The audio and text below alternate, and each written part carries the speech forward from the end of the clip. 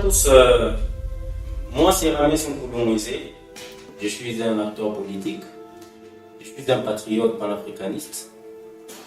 Permettez que par cette courte vidéo que je vous revienne, parce que nous devons nous dire certaines choses si nous voulons être un pays qui veut se développer. Aujourd'hui, le développement, nous l'appelons de tous nos voeux dans notre pays, la République démocratique du Congo.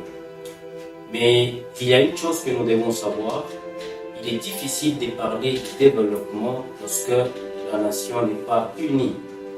Il est difficile de penser au développement, il est difficile d'envisager le développement lorsque nous sommes un peuple qui n'arrive pas à vivre ensemble dans l'unité, dans la cohésion nationale.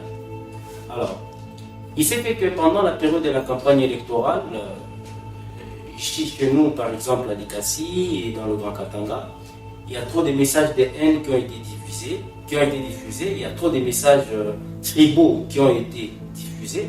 Il y a certains candidats, pour se faire une bonne santé de la population, ils ont su marteler sur des messages à caractère tribal, des messages d'épuration ethnique, des messages de haine, des discours de haine, des messages qui divisent, des messages ségrégationnistes. Alors, nous devons comprendre une chose, si nous voulons nous développer et que nous ne sommes pas ensemble, nous ne ferons rien.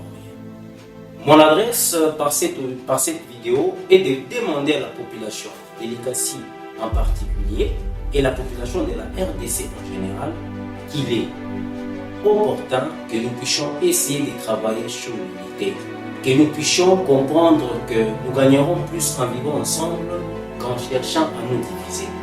Ne cédons pas à toutes ces personnes malencontreuses, ces personnes mal intentionnées qui, pour ces positions, viennent avec des messages qui ne visent qu'à nous diviser. Ne cédons pas à tout ça.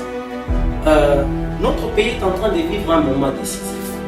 Un moment où le président Félix Tshisekedi a été réélu et devra, dans les prochains jours, prêter serment.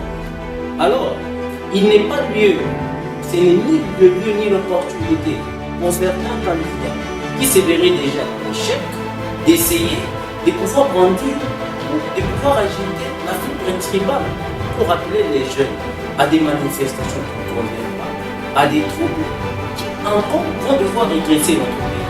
C'est comme ça qu'en tant que jeune leader camerounais, je me tiens là, parlant aux autres compatriotes. Je ne m'adresserai pas seulement aux jeunes, je m'adresserai à tous les Camerounais. Je n'ai pas oublié dans ces gens. Attendez, ça y est. Nous devons accepter de vivre dans l'unité. Et vivre dans l'unité exclut tous les messages de haine, exclut tous les messages qui sont liés au tribalisme, exclut tous les messages qui ne visent qu'à diviser un peuple. Notre pays a déjà beaucoup de problèmes comme ça. Nous avons des problèmes avec tout ce que nous avons comme rébellion, avec tout ce que nous avons comme guerre.